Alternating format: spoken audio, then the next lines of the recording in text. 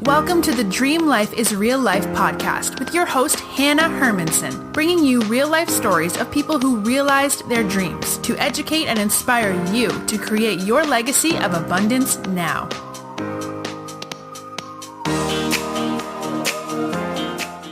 All right. Today's guest is Cameron Cegala, who is the co-founder of AdKaddy, a mobile app that keeps your personal inbox free of brand clutter by giving you new email address and a platform to use for all of your consumer needs. AdKaddy creates a personalized inbox for you where you can direct email communications from your favorite companies. The app sorts your incoming emails, helping you keep promo emails, receipts, and shipping notifications separate and organized.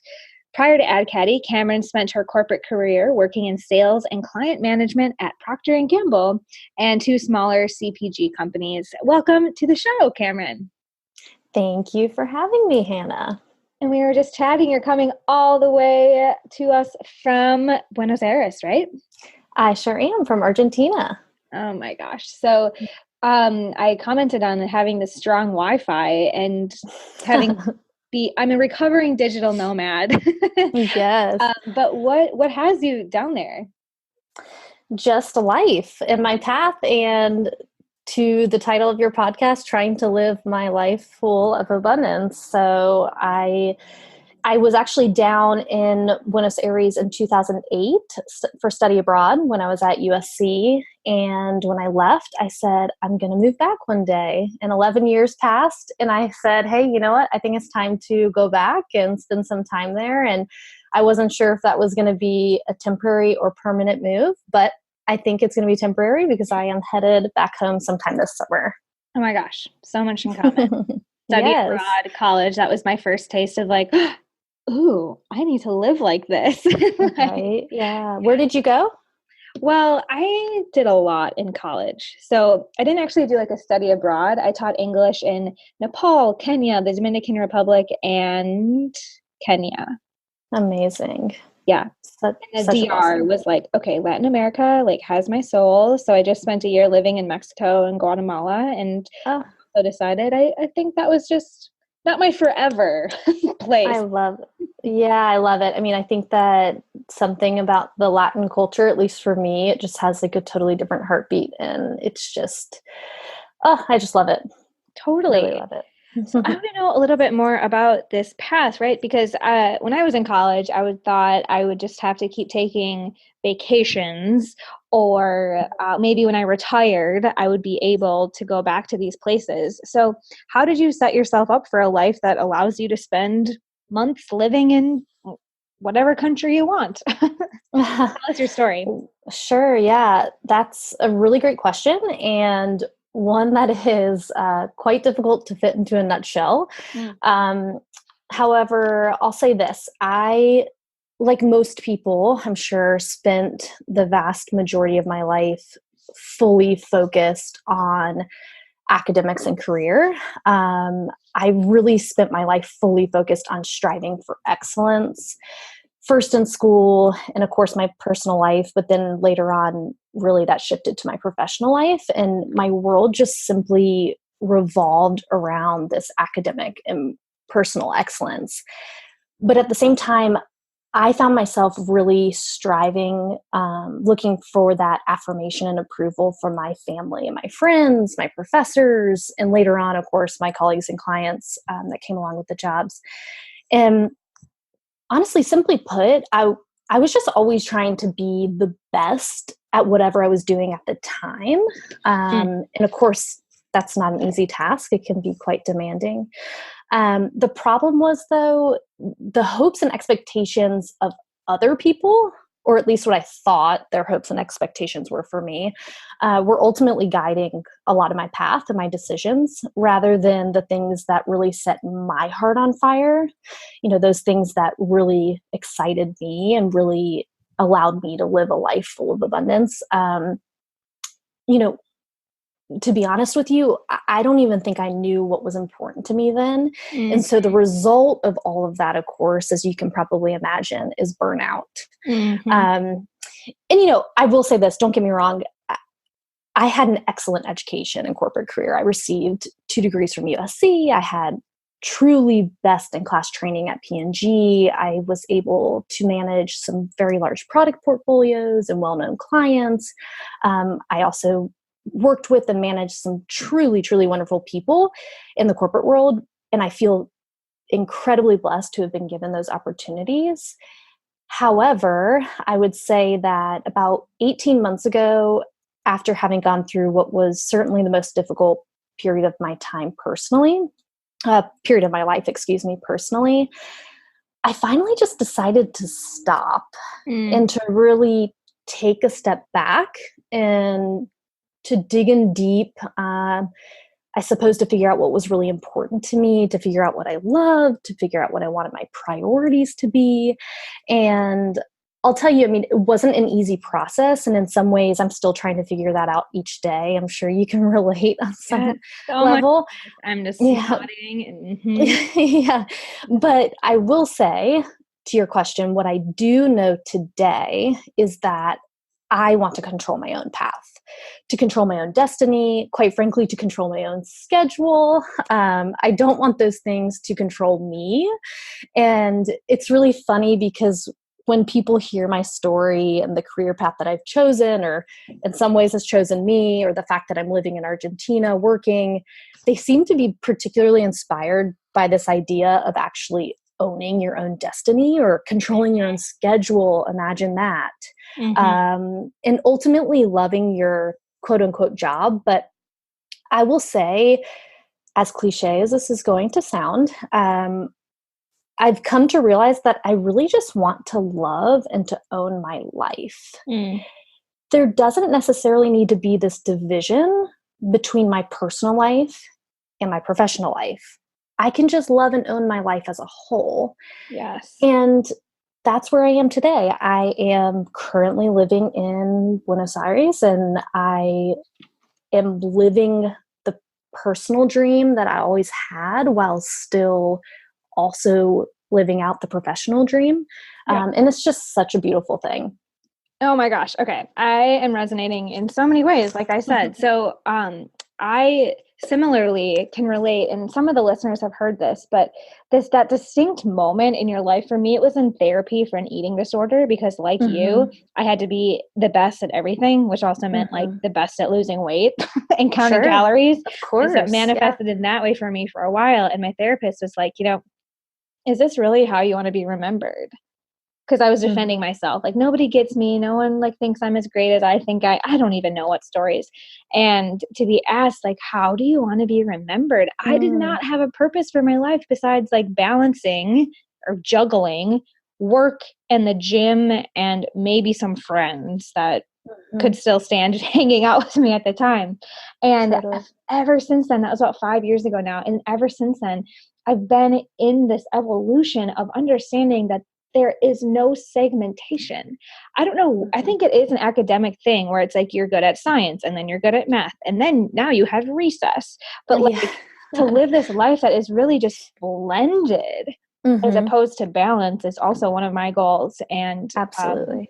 I love hearing other people say that, because I still hear so much of the like work-life balance and you can't have it all, or Totally.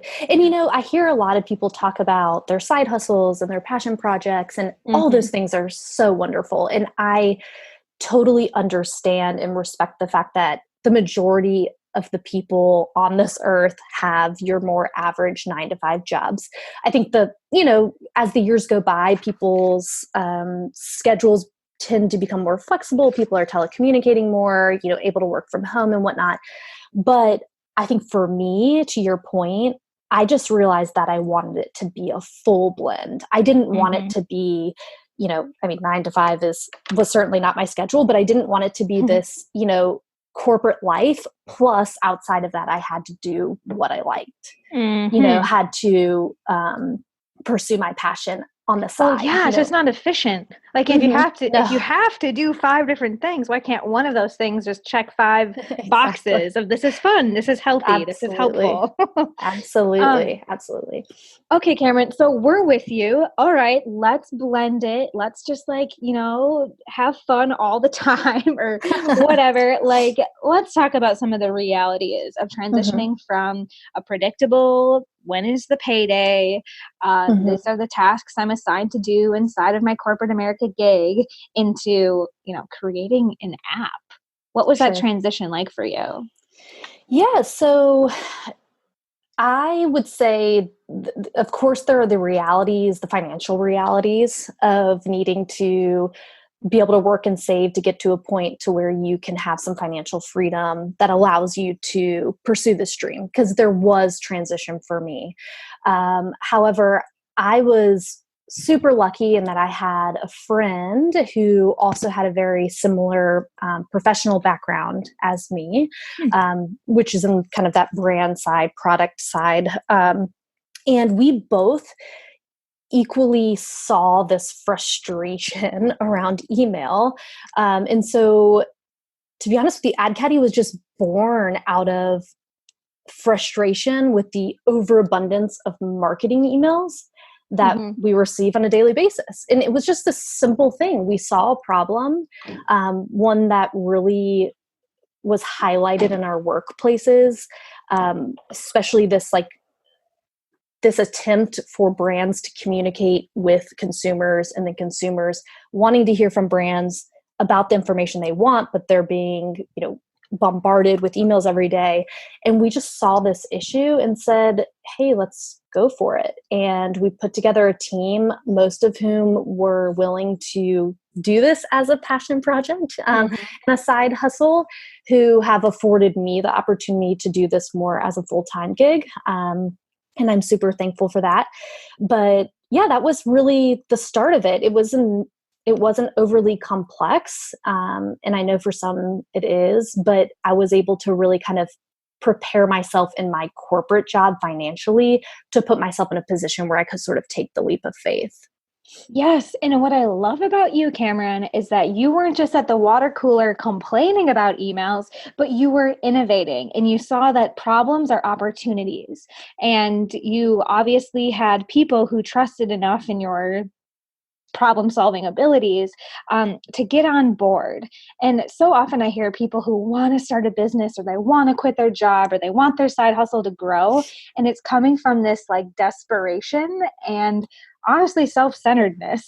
Like, I just want to leave this job and I just want this to be my full-time thing. And this only happens when you have created enough value for others. And so, like you said, it was simple, but it was also massive to take a problem that everyone's talking about and start to put out solutions. So I really admire that. And I think there's a lot for listeners to hear in that, simple Absolutely. story, maybe. Absolutely. One of my most favorite bosses of all time taught me to be very results oriented or solutions oriented. And I think that's really carried through with me throughout my career, and then to AdKaddy today, and really trying to solve this massive problem, not just with what we were speaking to before, with wanting this blended life of profession and personal life, but also now solving the problem of this brand consumer relationship. So absolutely. Great. I don't know why I'm feeling inspired to tell you this, but before we started recording, we compared notes. Your dad went to the University of Wisconsin, and I am a UW Badger alum. And this one student left such an impression on me. He used to be an academic advisor. And as advisors, even before I was a marketer or had a business, I was sending emails all the time and getting upset that no one answered my emails when I was like, this is when the meeting is. This is the paperwork you need to graduate. Oh, I didn't see it. I didn't get it. So this is a problem, not just for, entrepreneurs, but I remember this one student who I kept getting on their case about not answering emails. And they were like, you know what I need from you? I need a lifesaver. Like the thing that lifeguards throw out, the circle donut floaty thing, because I am drowning in my email. Exactly. And it just gave me this visual. I'm like, Yeah. Okay. Yeah. Hannah, it's You're a so lifesaver. yeah. It's so interesting because now having moved over to the consumer side with AdKaddy, where previously primarily with P&G, but with a couple smaller CPG companies as well, I was more on the brand side. When we ask people why they aren't simply unsubscribing from the brands in their inbox, even though the clutter is completely overwhelming them and driving them crazy, they all say the same thing. It's this fear of missing out, FOMO, something that us millennials are probably all too familiar with. And that they really just want to keep up with all the brands that they love. And so interestingly, in other words, it's not really the marketing or the email or the ad itself that's annoying people, it's the interruption of it. So, to your point, you were an academic, so email was probably king in communication, much as it is king with brand consumer communication as well. But the truth is, we actually both want and need to receive these emails. For instance, let's say a big sale is going on at Bloomingdale's, or a new product is dropping at Apple, or whatever excites you, makes you tick. We want and need to receive these communications. We just want and need them in a way that's convenient to us. And that certainly isn't cluttering all of our personal inbox to where we're not seeing, the invitation to the birthday party or the next school assignment or whatever it might be. Yeah. Yeah, definitely. Interesting. So I don't want to get too much into, like the email marketing strategy with you. No, for sure. But I am really curious when you mentioned building a team with people who were just kind of willing to help you out. I know a lot of folks, whether they're doing the side hustle thing or they know that they can't just do the solopreneur hustle all day, wear all the hats game. This aspect of building a team or delegating or asking for help is always part of the journey. So what advice would you give people when they are at a point in their business where they know they will be better with other people behind their mission? Use your network. We have an incredible team here at AdKaddy, all of whom are in some way friend, family, or previous coworker, colleague, client, etc. We have sourced the people that we know are excel in their specific area, and we've asked them to help. And sometimes that means you can compensate them financially, and sometimes it doesn't. But I think that you have to be willing to ask for help, because you'll be really surprised how people react. Most people want to help you. And in some cases we do have people on our team who are paid, but in other cases we have people who aren't. And it's pretty incredible how passionate people can become about your project or your app or whatever you're doing without actually receiving something tangible in return. Yeah. Yes. Okay. You're bringing up all these memories of academic advisor life. So I just want to share, because a lot of people do ask, like, should I hire a VA? How much should I pay them? Where should I find them? Should I use Fiverr? Should I use all this? And I totally agree with you.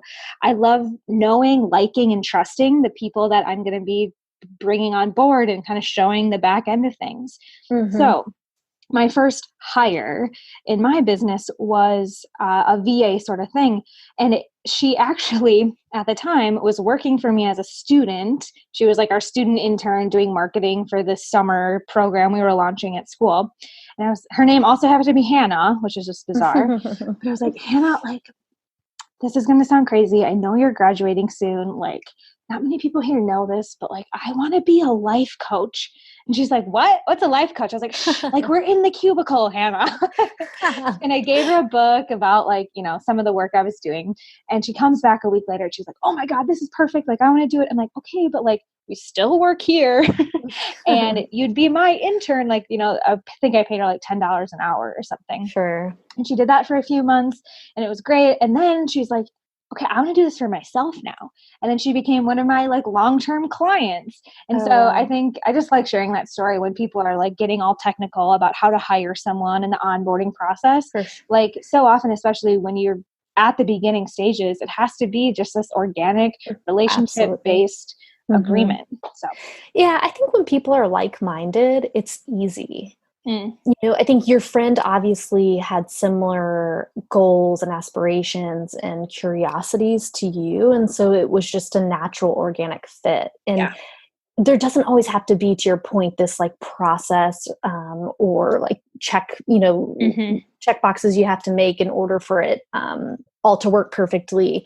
You just sort of kind of go at it organically. Yeah, good. Same page. So I'm really curious. You mentioned you're making a transition, moving back to the States perhaps, and it sounds like the app is in a place that people are kind of finding their groove. The team is in a good spot. So what are you excited about? What's on the horizon for you or for the company? Yeah, we're super excited about user acquisition at the moment. So we really have spent the last year, a little bit over a year, building the app, which has been a totally new experience for me. I've never been in technology and certainly not on the development side of things.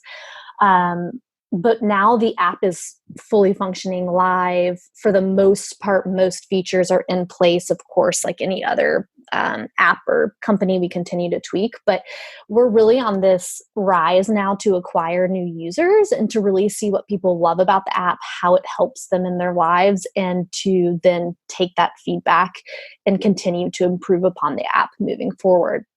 So I'm super excited to go home, to have the ability to be able to interact with said people, on the ground, meet up with people for coffee, talk to people on the streets, see how they're using it, see what they like, see what they don't like, etc. That's so amazing. So is the app something that listeners can check out, or is it something more that like their corporation would invest in? Does that make sense? No, absolutely. Okay. It's 100% free. You can download it today in the App Store, Google Play. You get on, you create a new email address, and you use that email address to, for instance, check out online or in store, to subscribe to brand news. If you're just trying to get that like 20% off one item coupon from West Elm or whatever it might be, and you don't want it to go to your personal email, you use that email address, and then those emails flow into AdKaddy, separated by brand, and then also organized by email type. So marketing, shipping, receipts. You don't have to worry about digging through all those emails in your Gmail inbox to find that receipt from, Macy's or wherever you're shopping. It's absolutely a consumer-facing email platform. Great. I know, like I said, a lot of people are going to be excited about this lifesaver. For sure. Being thrown at them. Wow. Absolutely. Okay, Cameron, this is super fun. We're already getting to the place, though, in my academic advisor fashion, that I have a little pop quiz. So just 3 last questions. You're going to do great. If you can build an app, you can do this, okay? I'm ready. Okay. So the first question, what is an action, something that listeners can do today that will help them get closer to their dream life or their goals? Ooh. Remember that tomorrow is not guaranteed. Take really, really good care of yourself, whatever that looks like for you. For some people, it's, physical exercise or eating healthy. It might be traveling or reading books or investing in relationships that are important to you. But take really good care of yourself and stay focused on the things that really matter to you. Perspective. Yeah. That's A+. Question number 2, if you could hand listeners a gift, like some tangible resource that would also help them make their dream life their real life, what would you give them? Oh, well, of course, the free gift for everyone is AdKaddy. So you can download it. Yes. And I will say it's AdKaddy, because the K always gets people. But the other gift would be, and I believe this is one that will resonate with you, Hannah, is a yoga mat, maybe even a good pair of running shoes. And I would say start practicing and get in touch with your mind and body, because it's super important. And maybe it's not yoga for every listener, but whatever it is, just, get in touch with your mind and body.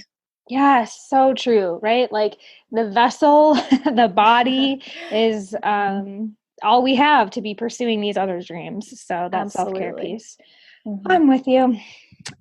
And the last question is, where can people stay in touch with you, download AdKaddy, and take advantage of everything that you've shared today?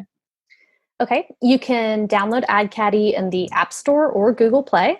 You are more than welcome to reach out to me directly at Cegala, which is CCEGALA at AdKaddyInc.com.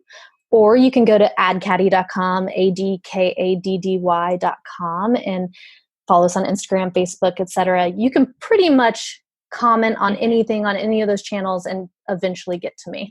A real person. We love it. Yes, exactly. Pretty easy. AdKaddy. Wow, Cameron, I feel like we are soul sisters. It has been so fun getting to know more about you. And thank you so much for sharing your story and your lifesavers with us. Thank you so much for having me, Hannah. And thanks, of course, to all the listeners. I've really enjoyed chatting with you. And I will be back next week with another inspiring guest to make your dream life your real life. Until then.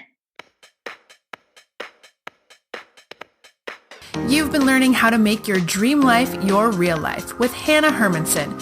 To get the resources mentioned on today's show and to listen to past episodes, visit www.dreamlifeisreallife.com.